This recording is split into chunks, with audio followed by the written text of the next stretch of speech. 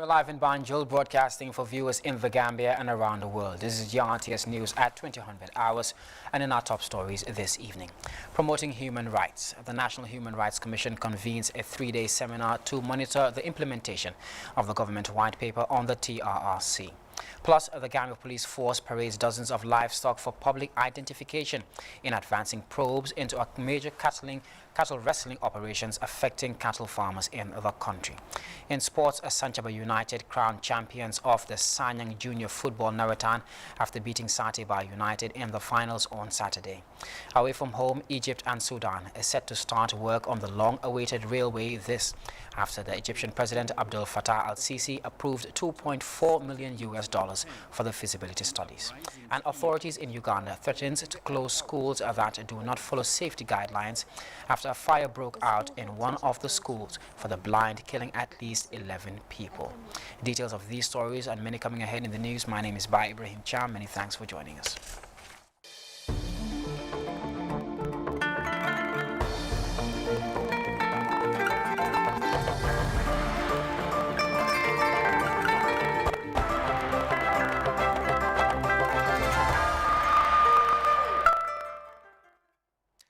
The National Human Rights Commission, with support from the Open Society Foundation, has convened a three-day international seminar to monitor the implementation of the government white paper on the Truth, Reconciliation and Reparations Commission.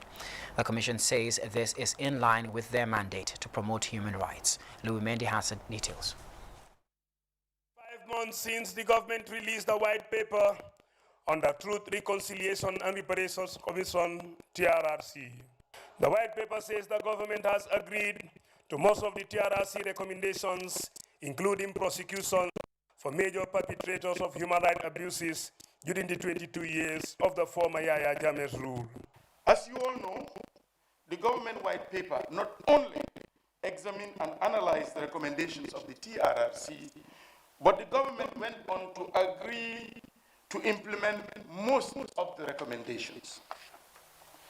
The government also, on that day, promised to come up with an implementation plan. But just quickly, by way of highlighting some of those pertinent points on the government white paper, you'll remember the government agreed that there will be prosecution of those that have been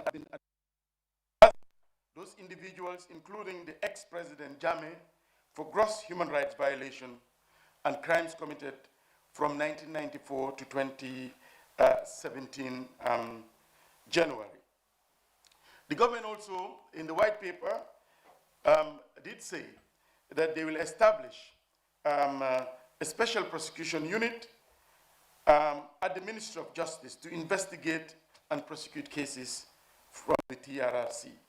The Human Rights Commission says it is determined to monitor the implementation process of the white paper to ensure victims get the deserved justice and reparations, hence this three-day international seminar supported by the Open Society Foundation.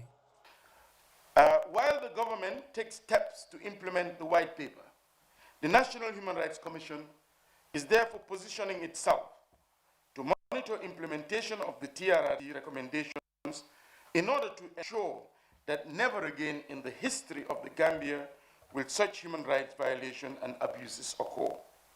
Emmanuel Diouf, the chair at the National Human Rights Commission, said the seminar is relevant in many ways. So to this end, the National Human Rights Commission will establish a monitoring framework to systematically keep track of implementation, progress, and lessons learned. It will also produce advisory notes, scorecards, and quarterly reports to document the process.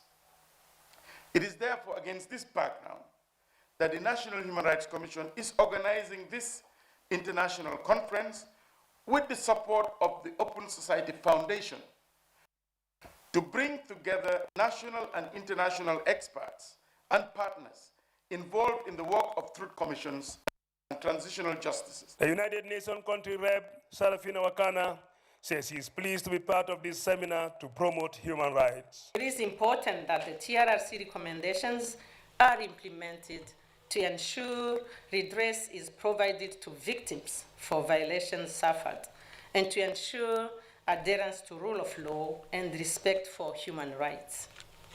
I here congratulate the National Human Rights Commission for its continued positive trajectory toward ensuring full implementation of its mandate in the Gambia. Despite the effort from the government, Gray Johnson from the Open Society Foundation say they can't continue to rely on promises, they want actions. And let me further say to the representative of the minister that yes, we have made progress in this journey towards justice. The Honorable Representative, the Minister, I'd like to also state that your predecessor laid the foundation.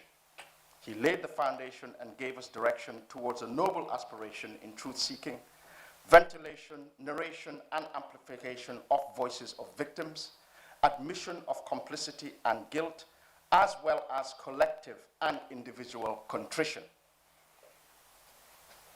You have now come in, sir, and been the recipient of a historical document which encapsulates the evidence of an era whose dark chapter was recorded and poised for corrective action.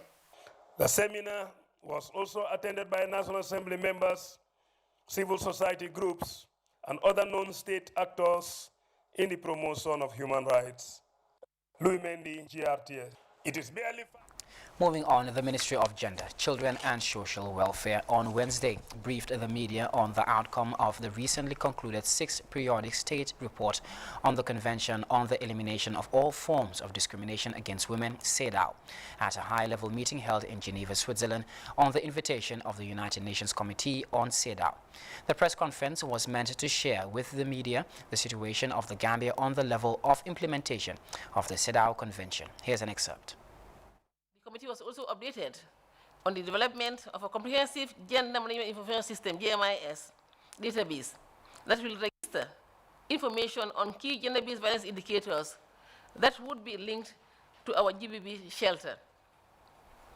On the transitional justice reform process, the CEDAW committee was updated on the establishment of the Truth, Reconciliation and Reparations Committee, TRRC, established to investigate human rights violations and abuses committed during the past 22 years of authoritarian rule in the Gambia.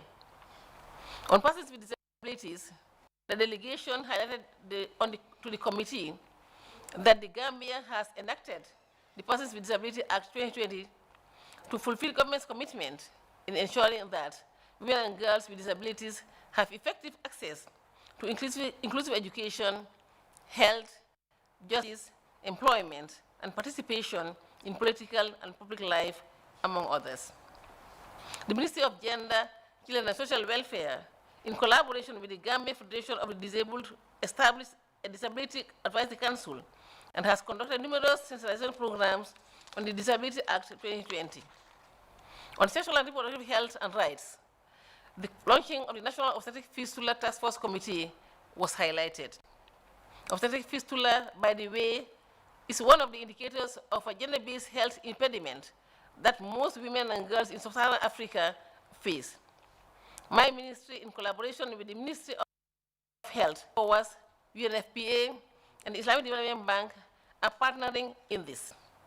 With regards to gender mainstreaming, the committee was updated on the key sector policies and programs being reviewed to mainstream gender and ensure gender-responsive programming and budgeting across all sectors. I use the opportunity to extend my deep sympathy to the parents and families of the 70 children whom we lost to acute kidney injury over the past weeks in the Gambia, and highlighted that the government of the Gambia at cabinet level has established a broad-based commission of inquiry, and as part of efforts to also respond to this emergency crisis, the Ministry of Gender, Children and Social Welfare had convened an Emergency National Child Protection Steering Committee meeting with its relevant child protection partners in government, CSOs, and the NGOs. I further reiterated the government of the Gambia's recognition of gender and women empowerment as a critical enabler in the attainment of sustained and progressive development. the Ministry of Gender, Children and Social Welfare has been mandated to ensure equity, inclusiveness, and equality, protecting the rights of women and children, and the integration and protection of vulnerable groups, including people living with disability, through appropriate policies, strategies, and development interventions. I concluded by reiterating the importance that the government of the Gambia attaches to the 83rd session of the Union Convention on the Elimination of All Forms of Discrimination Against Women, CEDAW, and the exceptional work of the committee. It is our vision that the outcome of this year's report will engender constructive dialogues that will accelerate global and continental efforts in achieving gender equity, equality, and the empowerment of women. And excessive annoying cases of animal theft about a week ago. Information regarding some scrupulous individuals engaged in stealing and selling of cattle was received at the Criminal Investigations Department of the Anti-Crime Unit.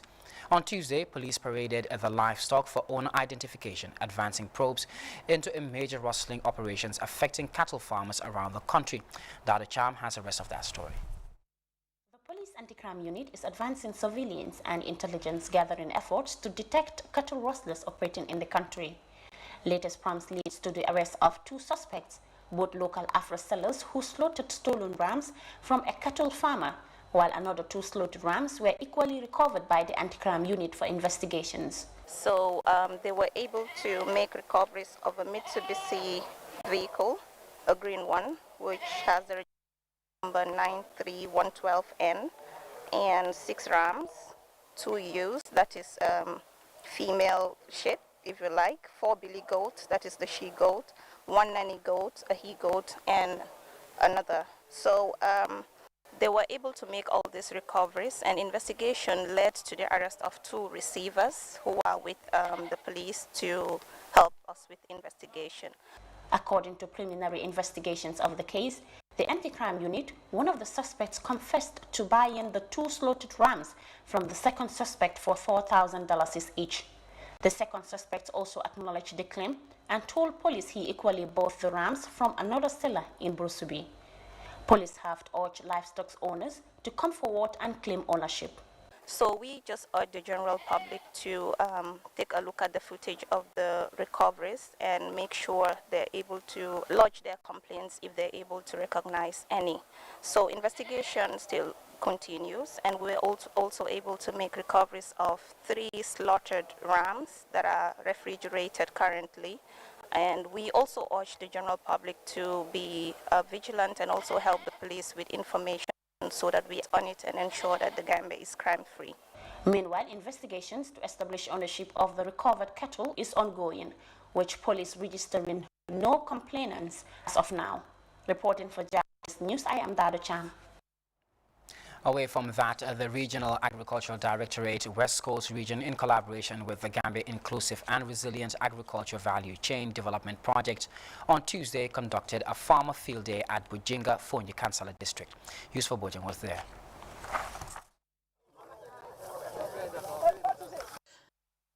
The Field Day seeks to showcase the best agricultural practices in rice production and to serve as a conduit for technology and innovation transfer and adoption, sharing of experiences and networking. On behalf of the Minister of Agriculture, the Director General Department of Agriculture said the day seeks to showcase the efforts of farmers and partners' commitment to increasing field crops and vegetable crops production and productivity for the achievement of national food security, nutrition, inclusive growth, and shared prosperity for all. Through the support from the Giraffe project, they distributed about 200 tons of rice to farmers across the country. This has actually increased the production area when it comes to production of maize and the rice. From policy direction, the National Development Plan, there are 4 key priorities of crops that the government is putting into consideration. The project has come up with this kind of support to help our farmers to increase on rice production and productivity. He encourages farmers and small-scale producers to organize themselves into viable cooperatives and take up farming as a business to help create employment opportunities. The Director of Operations Giraffe Project, Ramatulai Hydra, gave an overview of the Giraffe project, noting that it is a $40 million 5-year World Bank grant aimed at promoting the development of inclusive resilience and competitive agriculture value chain, focusing on smallholder farmers and agribusiness in project targeted areas. Giraffe project is here to assist farmers, uplift farmers' status from subsistence farming to more commercialized farming. And that can only be done if we take agriculture smart. The project has provided 50 metric tons of high-yielding maize varieties and 200 metric tons of assorted rice varieties. And it has been distributed all over the country, countrywide, all the 7 agricultural regions of the country. And in all the regions, all the varieties did very, very well. The Regional Agriculture Director for West Coast Region, Mustafa Drame, underscored the importance the Department of Agriculture attaches to food security and sustainable livelihood. He noted that the attainment of food self-sufficiency calls for concerted efforts of all stakeholders and lauded farmers for their support in this noble crusade. Deputizing the Governor of West Coast Region, the Regional Livestock Director, Aisetu Savage, underscored their resolve to providing the necessary support needed to ensure a successful completion of its activities within the region. We would like to encourage other farmers to emulate Mohammed Gai for improved and enhanced production and productivity. At the level of the region, the Governor and the TAC are ready and willing to work with the project and will provide all necessary support needed within the means to ensure successful implementation of its activities within the region. Mohammed Gai, the farmer who hosted the field day, commended the Department of Agriculture and the Giraffe project for their commitment to food security and economic growth. He calls on farmers to obtain regular advice from extension workers to boost production and productivity, as well as reduce post-harvest loss. Several other speakers reiterated their call on farmers to be proactive and support the noble initiative to food availability and promote poverty reduction. Yusfa Bojang, GRTS News. The Chosan Medical Charitable Foundation over the weekend embarked on a free medical treatment exercise in Albreda village in the Upper Numi district in the North Bank region. This is part of the foundation's effort in ensuring access to healthcare services in remote villages. Details in this report by Omar P. Jallo.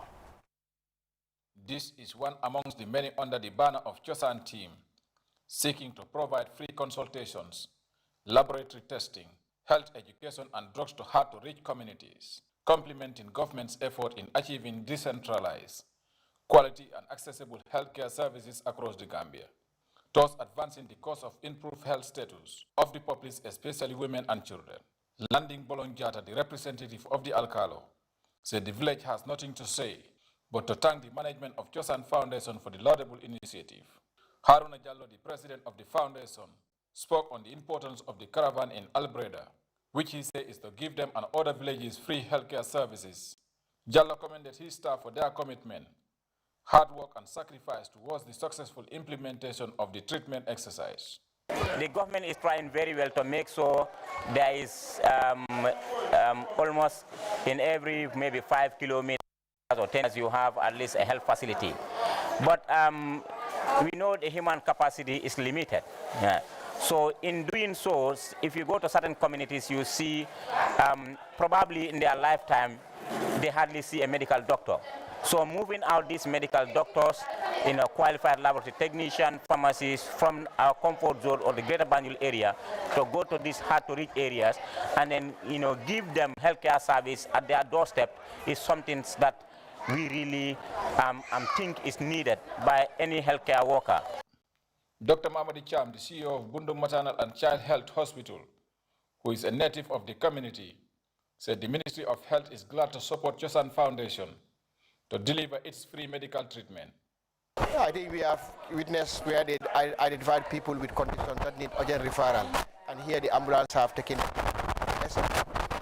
So I just said that it is consistent with the game. And you see, it's a multidisciplinary team. You have the laboratory people, you have the doctor, you have the pharmacists, you have the nurses, you have the laboratory. Everybody is here. So it's a one-stop center where some of them here, the patients they are seeing, might even never have the opportunity to be seen by a doctor. But today, there is a doctor here to see them, and that is commendable. Jim Job, the Secretary General of the Foundation, said the driving force for the initiative is commitment to serving humanity, and they will continue to give free medical treatment to those who are very far from hospitals. Sometimes we go, we will see 1,500, 1,000, sometimes we go up to 2,000. So we are talking about tens of thousands here. Today we are targeting 1,500 so far. That's the target for today. Safi Abia, the accountant of the foundation, commended the mayor of KMC, Ja Oil Company, and Victory Pharmacy for their contribution in ensuring the success of the initiative, saying the foundation is committed to working with more philanthropists in the future. From our team also, we have lab personnel and pharmacies and the like. They also contributed by some bringing in drugs, some bringing in lab consumables, some buying drinks, some buying water. Ibrahim Afati, the public relations officer of the foundation, and Bakari Sise, an eye specialist, also expressed appreciation to all those that supported towards the success of the exercise. Over 200 patients with different ailments were seen by the caravan, some with conditions that required urgent medical attention. Beneficiaries expressed appreciation for what they call a humanitarian gesture by the Chosan Medical Charitable Foundation. The foundation had been doing the free treatment for the past 9 years. Reporting for GRTS News, I am Omar Pijalo. Elsewhere in the Upper River region, a business tycoon has donated food items to the students of Basse Annex College to support the feeding challenges students face in the school campus. Now, the authorities could not hold back their gratitude. Our regional correspondent, Seydou Kamara, was at the presentation ceremony and he filed in this report. Basse College Annex received a support package of food items from a Gambian philanthropist barely 2 months after reports of students at the Basse College collapsing due to starving trending on social media. During the presentation of the food package, which includes rice, cooking oil, onions, sugar, and other cooking ingredients, the college coordinator, Matal Sise, thanked the donor for supporting students with vital food rations. The coordinator of the school revealed that the philanthropist behind the gesture is a constant supporter of the school in different ways, adding that the donation will go a long way in addressing feeding challenges faced in the campus. I am sure the student union and its leadership will do what it takes to make sure this donation that is given to them, it is used in a way in which abuse. In order for you to be a good academician, it means there have to be a stable mind. And what brings about a stable mind is the stable stomach. And once the stomach is stable, it means at the end of the day, you can focus and make sure you make strides towards improving your academic standings. Omar Sampo Sise, who is among the facilitators of the food donation, told students to be determined and focused in their education. Mr. Sise said the donor is a household name in the country and is a man of great compassion and commitment to help the needy, particularly students. Government cannot do all. This is where the Ja Oil and his team came to complement government's efforts. And I am confident that a lot of issues are on the way coming. Because we will not sit as government representative to see our younger sisters or younger brothers facing difficulties in our own making. We will never sit, so we will not relent. We will do our best, and we hope and we wish we will come up with the best results. Basse Annex. The president of the Student Council at the Basse College, Usman Ba, expressed gratitude to the donor for the timely intervention, noting that the gesture will ease student feeding problem at the college. This means a lot to the student.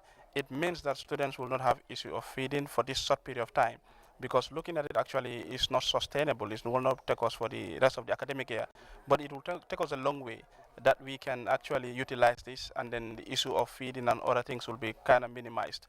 We also actually bought some garden tools, and we're working on a garden, and that gardening, our agri-minister is working on it, and that is to help us sustain what we have. I believe we cannot bank on everything on the market, but if we can have our own garden, a little garden at the corner, we can actually have some of the vegetables that we don't have to go to the market and buy it.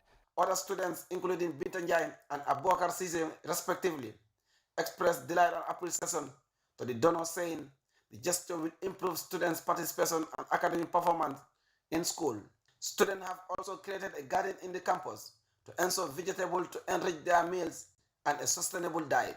Whosoever want to help the Gambia College student, this is a responsibility that every concerned Gambian should look into. We are Gambians and we are learning, and then at some point we need support. And we'll try by all means. Students go no hungry, and then students actually have their feeding properly before they get to class.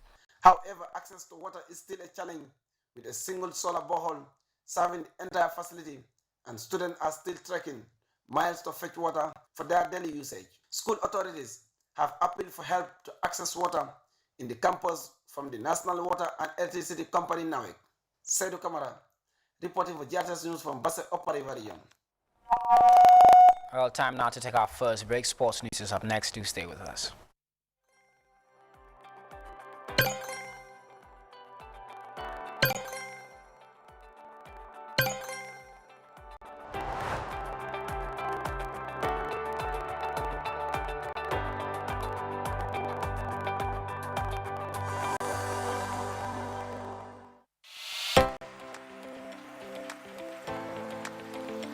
Remember, early detections save lives.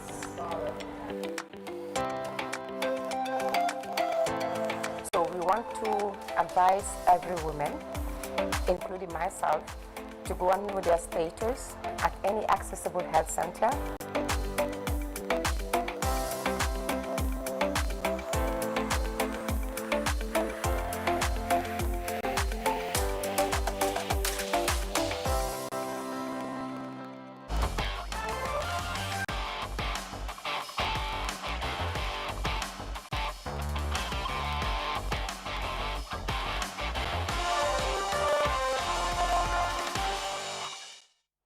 Welcome back. The Sanyang Junior Football Narratan Championship ended in delight for Sanchaba United, who recorded a 1-0 win over Sateba United in the final to clinch the league title. Farmer Abaji witnessed what was a thrilling encounter and filed in this report. This was a junior final, but from the look of things, it will be difficult for anyone to differentiate it from a senior final. The turnout shows how much the people of Sanyang Village love football.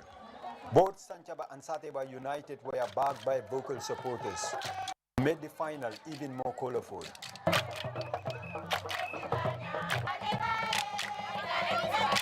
Generally, it has been a good final, as both sides showed glimpses of their potential.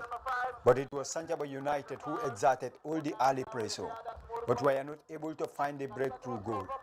On the opposing end, Sateba United were trying to hit their opponents on counter-attacks, but Sanchaba were well calm at the back as the two sides headed into the blank score sheet. From the intervals, Sanchaba continued to pressurize the defense of Sateba and ultimately got them where they wanted, with 10 minutes to go, when Modlamin Dabo put them in front to draw a wild celebration. From that moment, Sateba continued to desperately fight for a leveler. Sanchaba kept them at bay to seal a vital 1-0 win in the final. For me, this is my first time of being in the line as the coach. The Kabulo chose me as head coach of the junior team. The senior team performed the board league and the knockout league. They are the winners. So really juniors come for the first time, I be the coach. So I am very much happy with it. This is football. I accept it. This is the rules and regulation. And I'm thanking the committee, the job they are doing. They are working hard day and night. I'm telling them thank you very much, because without this junior team, the football will not go forward. So I am very happy about this final. Although I lose it, I don't want it, that's not my aim. But unfortunately, I have to accept it. This is football. Highly attended and a well-coordinated final. This competition is one step towards promoting grassroots football. As a committee, our priority is the grassroots football. We prioritize the grassroots football over the seniors tournament. That's why we took it upon ourselves. The competition is without a sponsor, but the committee sponsored everything on its own to develop the grassroots football for Sanya here. Because we have so many young talents, and we want to capitalize on those young talents to produce some very fine players here. Several individuals were recognized for supporting the development of sports in Sanya, while some players were handed awards like the most outstanding goalkeeper, the top goal scorer, and the most outstanding player of the tournament, among others. A remarkable campaign ended remarkably for Santaba United as they claimed the title unbeaten. Farmer Abadi, GRTS News. You're watching us from Banjul, and this is GRTS. We'll be back with news from outside the Gambia right after this break.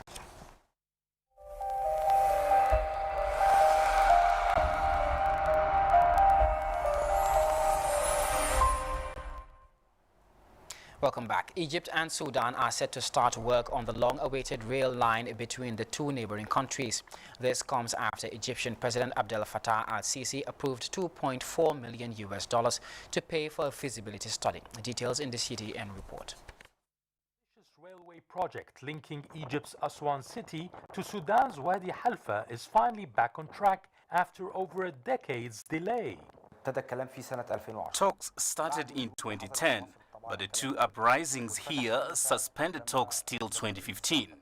President Sisi relaunched the talks in Sudan, but an uprising there and the pandemic in 2020 delayed it again. The railway network will be a more convenient form of transport for passengers than the more expensive airlines or longer bus and ferry rides. But it will also promote economic ties between the North African neighbors. The freight trains link will strengthen bilateral trade as Egypt needs agricultural and livestock products from Sudan, as well as exporting various commodities and goods to Sudan. Egypt has built the first phase that reaches the borders with Sudan, but the 570 kilometers linking both countries is expected to include investments from the Kuwait Fund that is financing the feasibility studies. Once the Egypt and Sudan governments start construction, the project will take 3 years to implement from Aswan to Wadi Alpha, where there will be another station too, while Aswan line will reach Alexandria station. No date has been announced for the inauguration of the project yet. Families in Uganda are mourning their loved ones after a fire broke out at a school for the blind, killing at least 11 people. Following the incident, local authorities have threatened to close schools that do not follow fire safety guidelines. CGTN has more. A somber mood engulfs Salama School for the Blind in Mukono, central Uganda. Fire gutted this girl's dormitory in the early hours of Tuesday morning. The school head teacher called to inform me about the incident. I came rushing, hoping to find her, but in vain. Efforts by the school matron to save the victims of the fire were futile. One of the girls shouted, "Aunt!"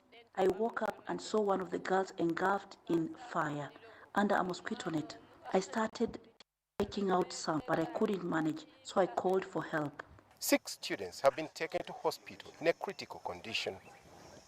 This burnt-out building has been accommodating 27 learners, and 16 of them survived the inferno. Forensic experts are now investigating the cause of the fire. Preliminary reports indicate some of the safety measures are lacking. The first observation that we looked at the dormitory, the Ministry of Education and Sports had given guidelines that dormitories should not have bungalow proofs, but this one has for easy access, easy escape for the pupils, for the students in case there's fire outbreak. Secondly, the room was a bit congested, and yet there is a guideline on the spacing of the rooms. So those are the investigations that will reveal later what happened. In 2008, 19 students were killed by a fire at a boarding school in Kampala. The country's education ministry issued guidelines on how to avoid fire outbreaks. They include setting up emergency exits, firefighting equipment, and security committees, among others. But not all schools are following the guidelines, which results in more fire outbreaks. Local authorities are now warning of punitive measures. We are not going to tolerate any more such incidences in the country. The best we can do, or the worst we can do, is to close the school, period. Because we've been sensitizing people. We've been telling them about. The incident happens as the school prepares to host the UK's Princess Anne. Local authorities have now tightened security around the school, and they are also urging other schools to implement the set guidelines to avoid fire outbreaks. Hilara Yisga, CGTN, Kampala, Uganda. Over now to the weather report courtesy of the Central Forecast Office.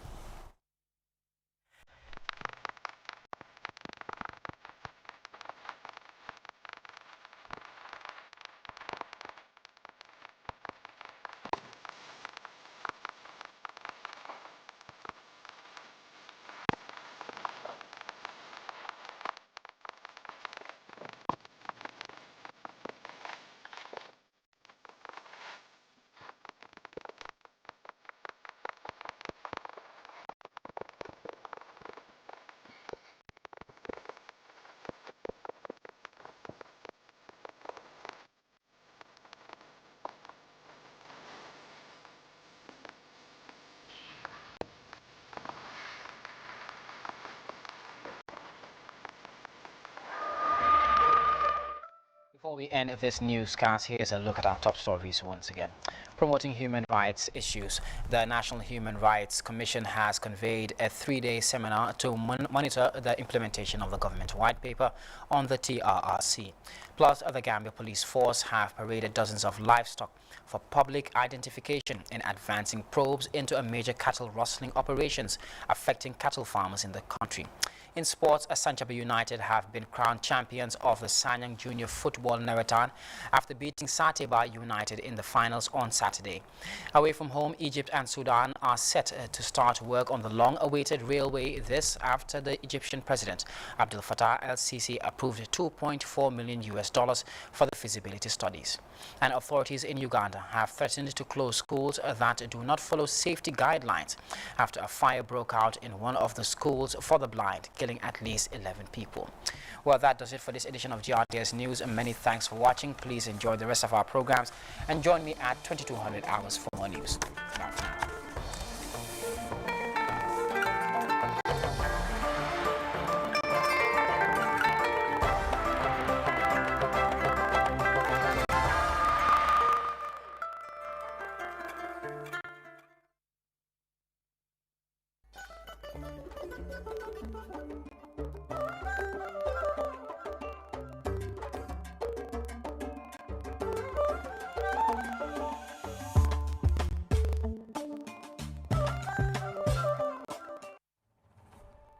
ñun ñooy bunti liggéeykaay bi liñ dee def ci suñ liggéey nag bari na te yépp dafa